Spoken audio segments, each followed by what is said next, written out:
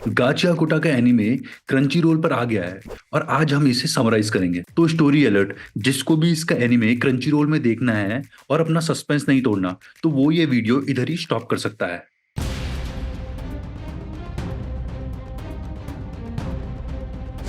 इस स्टोरी का कोर है, जब भी कोई इंसान एक ऑब्जेक्ट को लंबे समय तक यूज करता है और वो उस ऑब्जेक्ट को अपना साथी मान लेता है, तो उस ऑब्जेक्ट के अंदर एक थॉट पैदा हो जाता है और वो थॉट उसी ऑब्जेक्ट के अंदर रहने लगता है।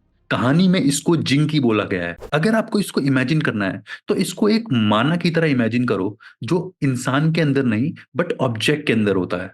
आमतौर पर लोगों को इनके बारे में पता भी नहीं होता है, लेकिन कुछ ऐसे लोग होते हैं जिनको इस फिनोमिनन के बारे में पता होता है और वो अपना इमोशंस, यादें और फीलिंग्स ऑब्जेक्ट्स में इतना डाल देते हैं कि ये ऑब्जेक्ट्स उनकी फीलिंग्स को समझने लग जाती है और जाग जाती है। उन लोगों को हम गिवर्स बोलते हैं। अगर गिवर अग्रेसिव है तो उनका जिंकी ऑफेंसिव वेपन बनेगा, लेकिन अगर गिवर काम या हेल्पफुल है तो उनका वेपन डिफेंसिव या हीलिंग टाइप बनेगा।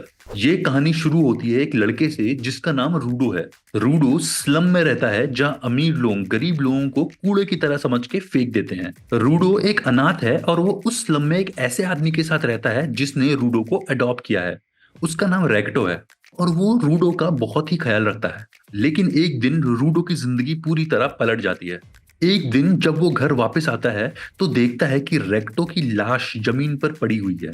उसका किसी ने मर्डर कर दिया है। वो रेक्टो के पास बैठा रोता है और उसे हक करता है, लेकिन उसी कारण से रेक्टो का खून उसके शर्ट पे लग जाता है। हद तो तब हो जाती है जब पुलिस बिना किसी सबूत के उसे रेक्टो के खून में गिरफ्तार कर देती है और पूरी सोसाइटी भी उसको क्रिमिनल घोषित कर देती है। उसको एबिस में फेंक दिया जाता है। अब ये एबिस क्या है? एबिस एक टेरिफाइंग जगह है जहां पूरी दुनिया का कचरा फेंका जाता है। जब मैं कचरा बोल रहा हूं तो इसमें दोनों इंसान और गार्बेज शामिल है। और हमने अभी अभी देखा कि इंसान भी यहां फेंक दिए जाते हैं, चाहे वो रियल में क्रिमिनल हो या नहीं।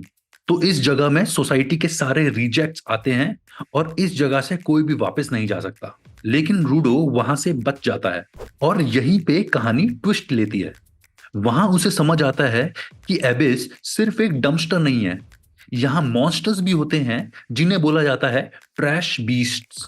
ये मॉन्स्टर्स ऑब्जेक्ट्स से बने होते हैं और क्योंकि इस वर्ल्ड में ऑब्जेक्ट्स में भी सोल होती है और एबिस में इतनी नेगेटिविटी होती है कि ये ऑब्जेक्ट्स मिलकर बड़े बड़े बहुत सारे मॉन्स्टर्स खुद ही बना देते हैं। इन मॉन्स्टर्स को मारने के लिए और एबिस को बचाने के लिए एक ऑर्गेनाइजेशन होती है जिसका नाम होता है क्लीनर्स। क्लीनर्स वो लोग हैं जो इन मॉन्स्टर्स से लड़ते हैं। इनके पास खुद के ऑब्जेक्ट्स होते हैं और वो उनको जिंकी बोलते हैं। रूडो का ग्लव उसका स्पेशल जिंकी होता है जो उसे उसके पापा ने दिया था। ये ग्लव उसको 3 ऑब्जेक्ट्स एक साथ कंट्रोल करने की ताकत देता है। उसकी ट्रेनिंग्स क्लीनर्स के साथ होती है। वहां वो इंजन और चिमनी से मिलता है। इंजन जो एक सीनियर क्लीनर है और चिमनी एक इन्वेंटर है। उनसे दोस्ती करते हुए रूडो अपने स्किल को और एनहांस करता है और यहीं पर क्लीनर्स का मिशन भी रिवील होता है। वो सिर्फ मॉन्स्टर्स को मारने के लिए नहीं, बल्कि ऊपर की करप्ट सोसाइटी को एक्सपोज करने के लिए भी काम कर रहे हैं। तो दोस्तों, गाचिया कुटा एक ऐसी स्टोरी है जो सिर्फ रिवेंज या एक्शन थ्रिलर नहीं है। ये एक डीप सोशल मैसेज भी पास ऑन करती है।